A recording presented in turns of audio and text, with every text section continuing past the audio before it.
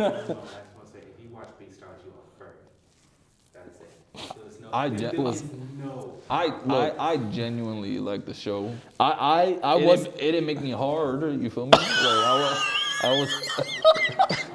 That doesn't help your case. I thought it was a good. That does not help you. It's a Nah. good rom com. Nah, it's a good. he was telling me about the show, and I wasn't gonna watch it. And especially since like the first 2 episodes, I saw like a bunny in a bra, and I was like, yeah, I'm turning this shit off. Just but look the other way. But then what? You watched it, right? And now It you was look okay. at him. He's like, oh yeah, he's out here checking Netflix daily. no, Look at you. no, Look at you. I'm not too relaxed. Either way.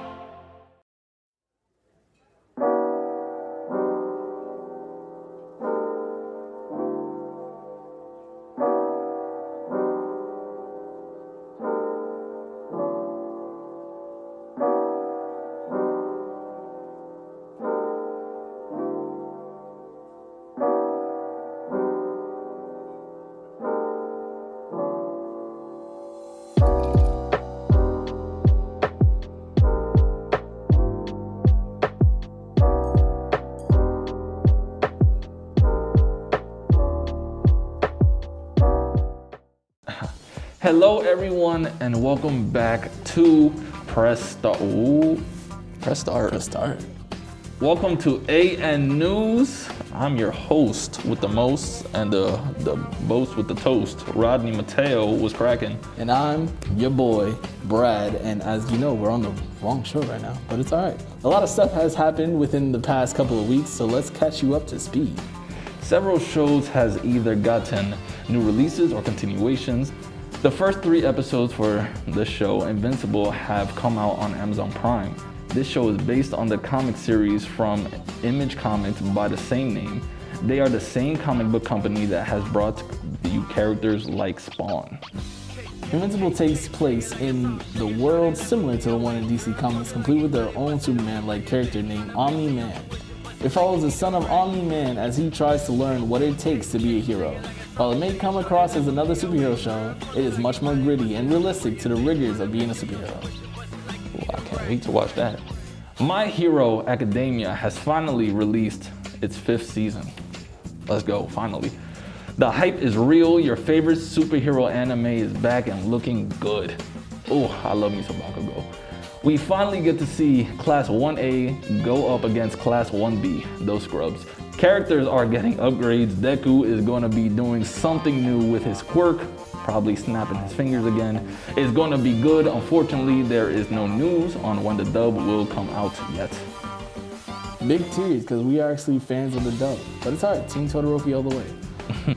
On top of the new season, we are also getting a new movie from My Hero. My Hero Academia World Heroes Mission will be the 3rd movie for the series. Can't really say what it involves yet, but from what we can see from the trailer, there are going to be a lot of heroes and some cool new suits. Ooh, I can't wait to buy me a suit. Yes, I'm gonna go sleep with it, call it a onesie. Ooh. All right, either way, the final season of Attack on Titan has ended. First half, oh my God. Is right, that's right, that is right. The final season is being split into 2 parts, with the next part supposedly coming out in the winter of this year. Oh my goodness, what a wait. I'm gonna have to rewatch it. Just for 1 episode. I know. It's going to be a long wait, but since this is the final season, they might be wanting for the manga to end before they finish the anime. Of course, that would also mean that the manga could be ending soon. Dota Dragon's Blood has come out on Netflix. The show is also based on the game of the same name. Can't say we know much about Dota. We can talk about animation on the show, not video games. Cue press start promotion, that's us. Watch it on Fridays. That being said, based on the trailers, the show does look good.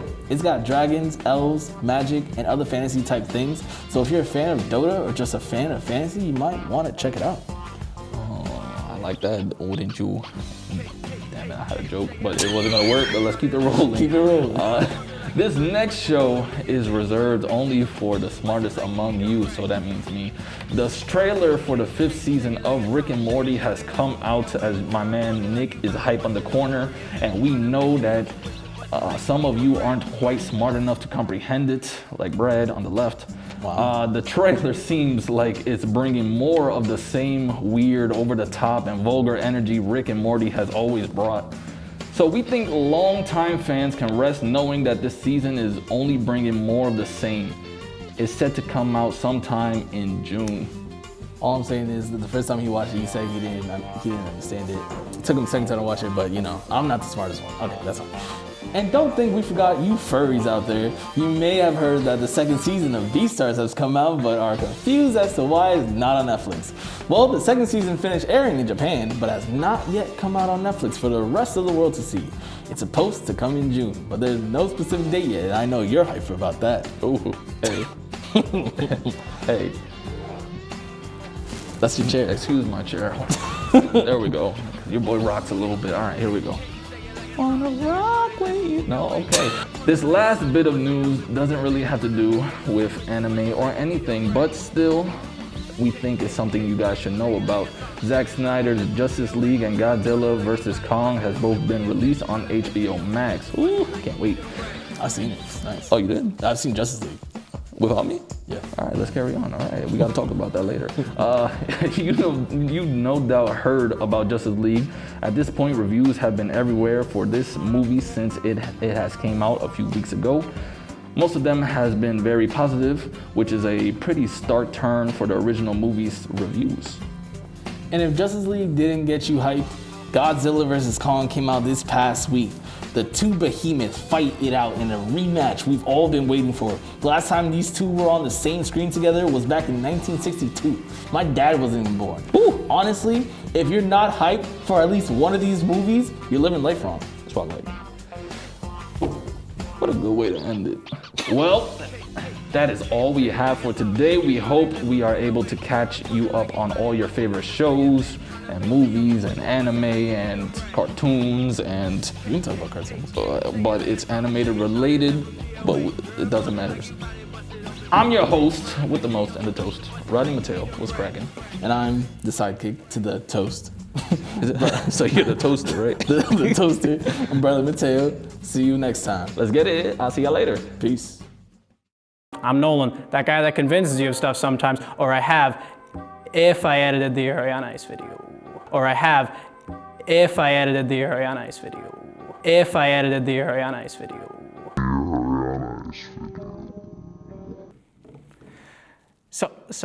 Yeah, I didn't get around to that. But today's the day Nick's gonna stop bugging me, cause I'm doing it again. My hair is much longer, and I haven't shaved in a minute, cause things are a little sadder since the last time we did this. But it's also because I'm a man. Some might say a boy, but legally a man. So naturally, I know what man things are, and I know what the boys are looking for in their weeb.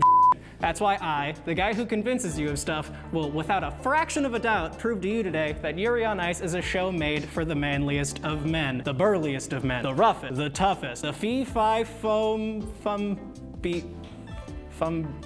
fumbus men around.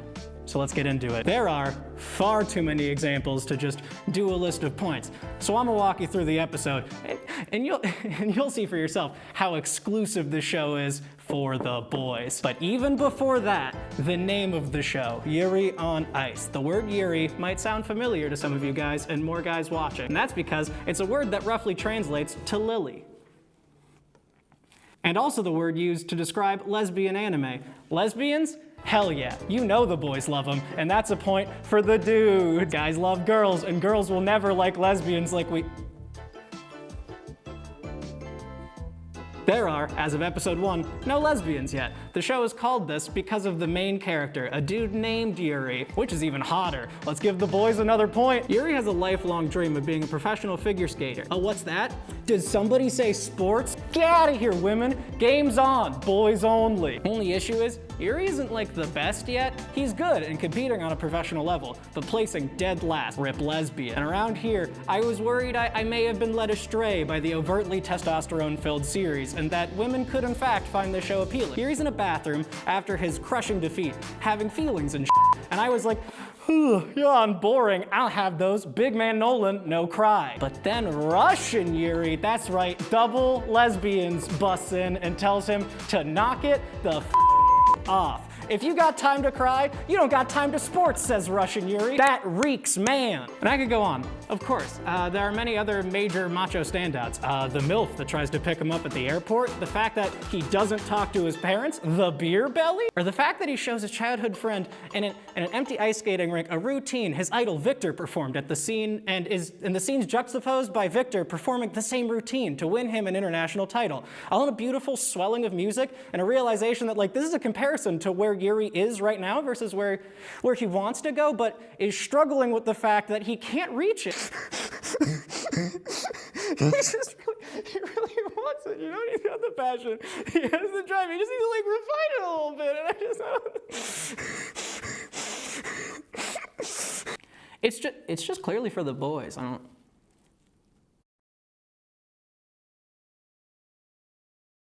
Josh read it, he gave it the okay. He owes me this segment. That's why I figured I could get away with so much. What's up, guys? Welcome to Voice of the Nation. It's your boy, Brad. How you doing? And today we're gonna be talking about Pokemon, like which one of our whole crew is our favorites. So I'm gonna start mine. My favorite starter actually is Totodile. Like I played him, he was my first ever Pokemon when I was like 4 years old for when I was playing Pokemon Crystal. Totodile is like, I wanna say he's my favorite starter, just probably for nostalgic reasons, probably all purely nostalgic reasons, because I know Trico, he's a way better starter, but I don't know, I'm just way more attached to Totodile. Like I see Totodile and I'm just like, yo, my dude, you know? Now my favorite Pokemon is Snorlax. He's just, I don't know what it is, yo. He's big, he got hella health, you know? He learned so many moves and whatnot, and he's just bulky. I love that man. Every time when I'm like playing like Fire Red or something like that, like and you have to like, you know, like get him in the middle of the route. I think it's like Route 32, I think, I'm not too sure.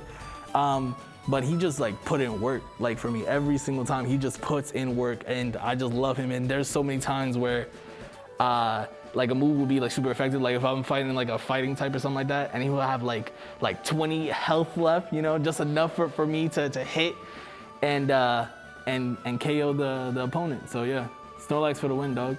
Okay, so my favorite Pokemon. Let me think. Oh yeah, it's Garchomp. The only Pokemon. The king of Pokemon. He wins.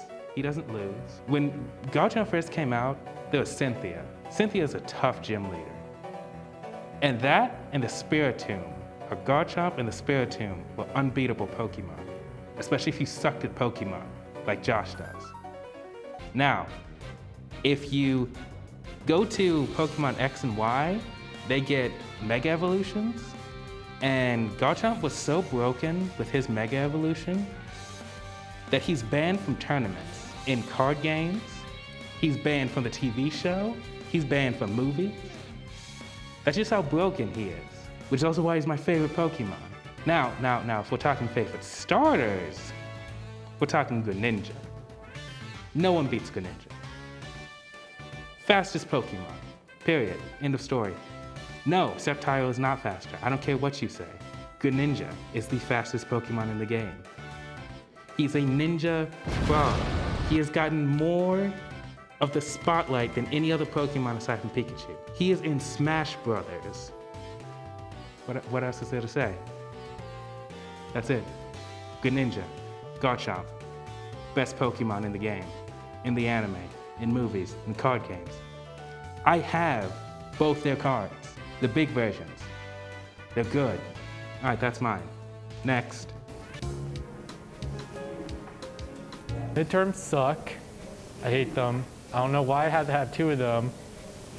Even though I did good on them, I still hate them. I don't like big tests. I think college gives you too much work that's due on the very same day, way too often. Okay, so my favorite starter Pokemon, there is a lot of good ones out there, but I would have to say that my favorite one would have to be Turtwig from Pokemon Pearl, Diamond, and Platinum. I guess for like more nostalgic reasons than anything else, because Platinum was my very first Pokemon game. Turtwig was my very first Pokemon that I ever received and started, and he helped me through a whole lot of battles because I knew nothing as a kid about Pokemon other than spam the A button when you attack, so I didn't know about type matchups or anything. But in the end of the day, he got me through a lot of tough battles because of his high attack power and his very tankiness for a grass type. My favorite Pokemon, or one of my favorite Pokemon, I think would be Staraptor from Pokemon Diamond, Pearl, and Platinum as well.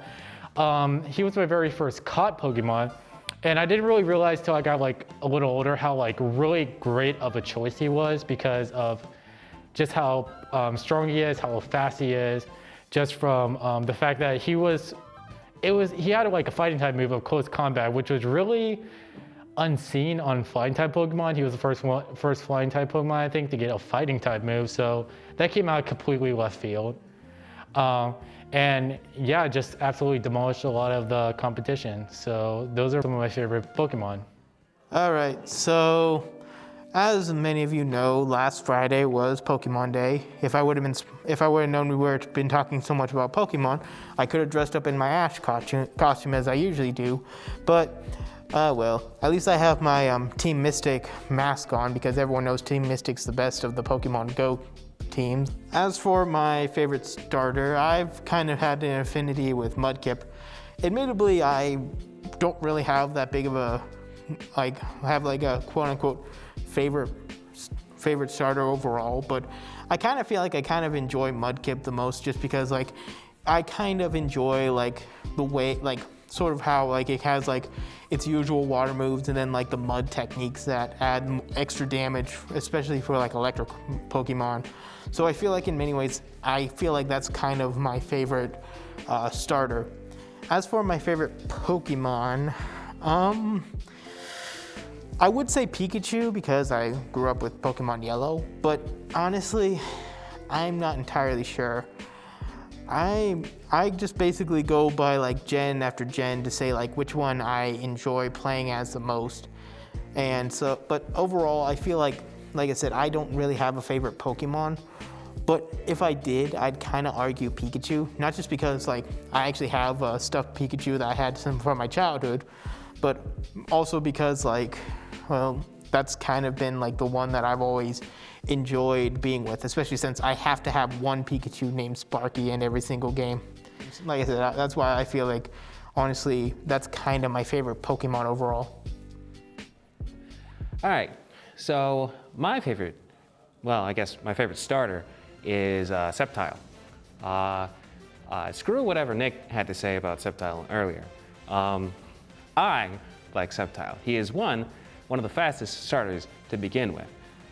Two, personally, my favoritism for him came from the show because, well, granted, I didn't watch the show a lot. I did watch it a lot during when he was one of Ash's main Pokemon at the time, and I don't know what it was about him. He just had, for lack of a better term, a swagger about him, and I just liked him ever since. And the moment I was able to play with him, actually, first time I actually was able to use him was in Omega Ruby. Sorry for all of you who are traditional Ruby fans, but I started using him in Omega Ruby. As for my favorite Pokemon, just straight up Pokemon, it would be Aggron. Aggron because he is just a straight wall of defense and attack depending on what moves he gets and how you use him. He just can bulldoze through so many enemies, so many other Pokemon and trainers. I've just liked him ever since. He's been if I can get him in my team, I will always have him as part of my team because he is just so good. He's sometimes a double-edged sword, depending on what you can get him, because like sometimes he'll get a lot of moves that'll hurt himself. But depending on his nature, he might have a nature where he'll get like a whole bunch of moves that hurt him. With the nature, he won't take damage from those moves. So, again, just a wall of defense sometimes, but also just a whole lot of attack. So, Aggron is definitely for the win, and obviously the proper choice for the best Pokemon. I want to begin tonight with a theoretical proposition. Suppose you find a sentient tank. This tank understands that it's a weapon of war designed to kill its enemies on the battlefield with incredibly powerful weapons. However, this tank does not wish to be a tank, it wants to live a life free of violence. This conflict of identity between a weapon of war and a desire to live in peace presents a choice to the tank. Does a tank choose to live as it was created to, or does it choose its own path? This is the question at the heart of the film we're going to be discussing this week. Welcome to the Desk of Judgment. I'm Brad Wellman, and tonight we'll be discussing The Iron Giant.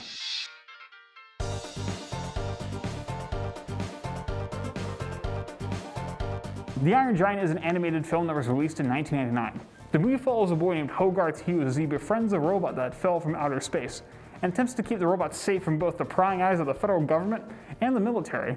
The story takes place in the late 1950s after the Soviet Union launched Sputnik. Central to the story is the theme of paranoia. Hogarth's classmates are shown videos teaching children how to protect themselves in case of nuclear attack by the Soviet Union, and a memorable scene, Mansley, the government agent sent to track the giant, has a fit with Hogarth in the middle of a diner. Mansley is an interesting character, especially in the context of the film's release. Mansley is a government agent with the Bureau of Unexplained Phenomena, which serves as an easy substitute for the FBI and serves as the main antagonist of the film. This casting of a paranoid government agent as the main villain was an excellent choice. The film setting in the Cold War allows for this agent's paranoia to be believable, but there's another connection that allows the audience, especially today, to connect with the villain. This film was released in 1999, with the Oklahoma City bombing still fresh in the minds of the public, and the events of 9/11 only occurring 2 years after the film's release.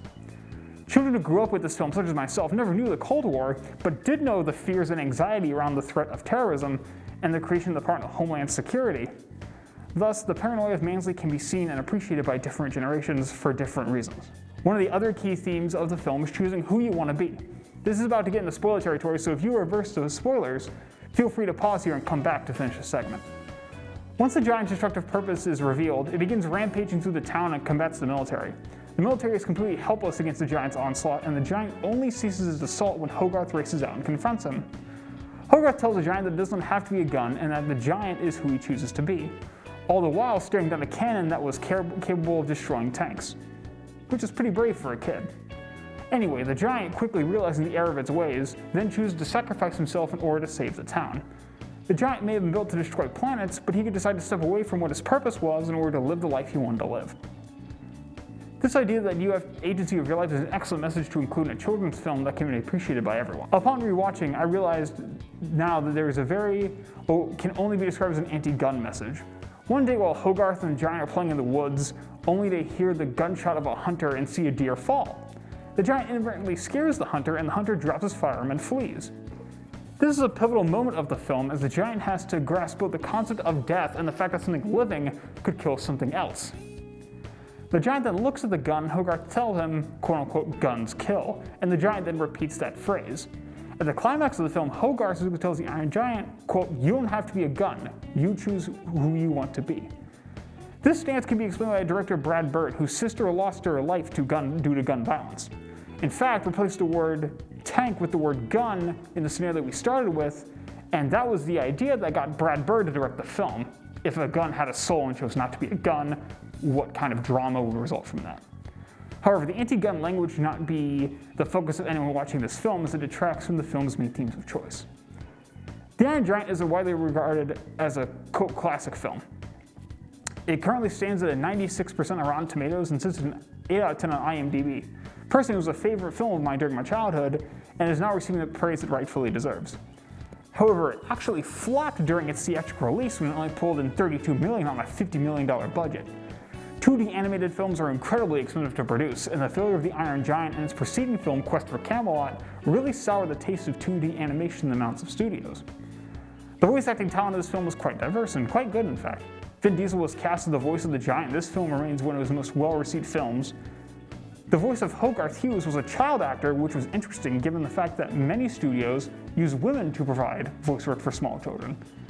Harry Connick Jr. of Independence Day fame is featured as the beatnik scrapyard owner who helps to hide the Giant, and Jennifer Aniston provides the voice of Hogarth's mother. This film is an excellent blend of 2D and 3D animation. While Hogarth and the rest of the world are animated in 2D animation, the Giant was animated using CGI in order to correctly portray the Giant as a large and imposing force, especially when contrasted with a 2D environment.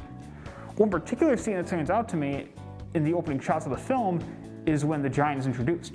The wide eyes of the Giant rising from the dark depths of the ocean and crushing a small fishing boat still gets me excited to watch the movie to this day.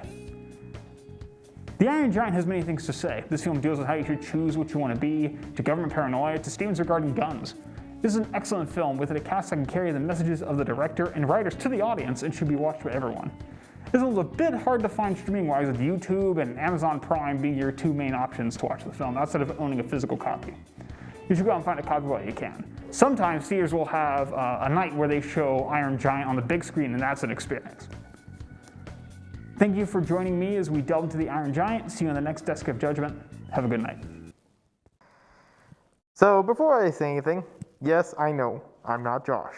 Shocker. But I really wanted to talk about this anime, so I wrote up this script for myself. So anyways, growing up, we all have our favorite educational programs. Whether it is shows like Magic School Bus or games like Where on Earth is Carmen Sandiego. While they were focused on educating us on different topics, they had a little extra to help us have fun in the process.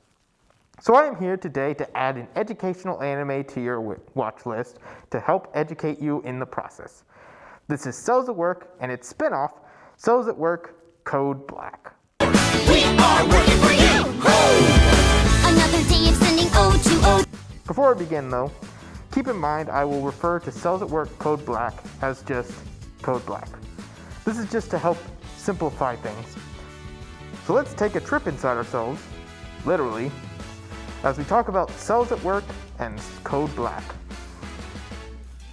Cells at Work and Code Black follow the similar formula.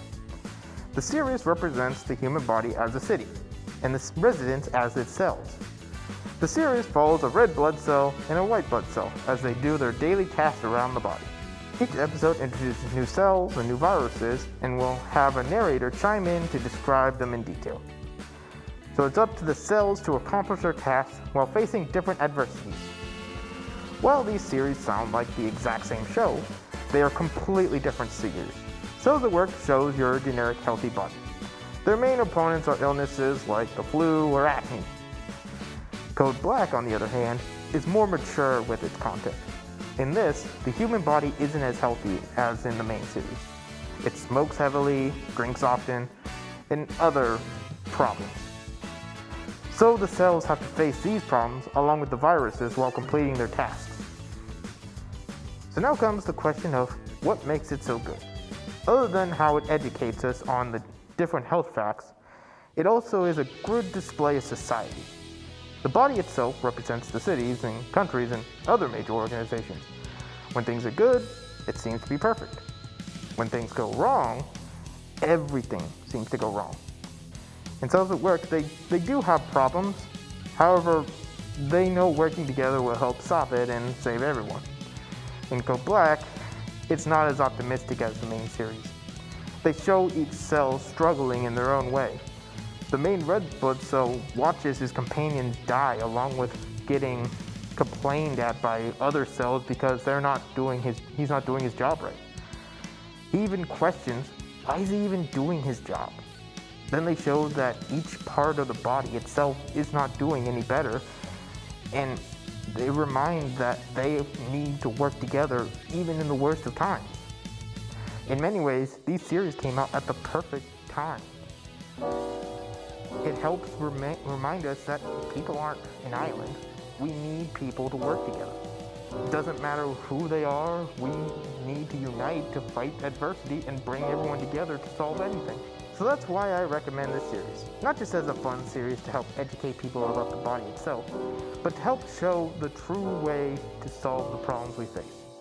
So if you want to learn more about different things like the killer T cell or explore philosophical ideals, this is the perfect pair of series to catch up on. So I'll see you all next time.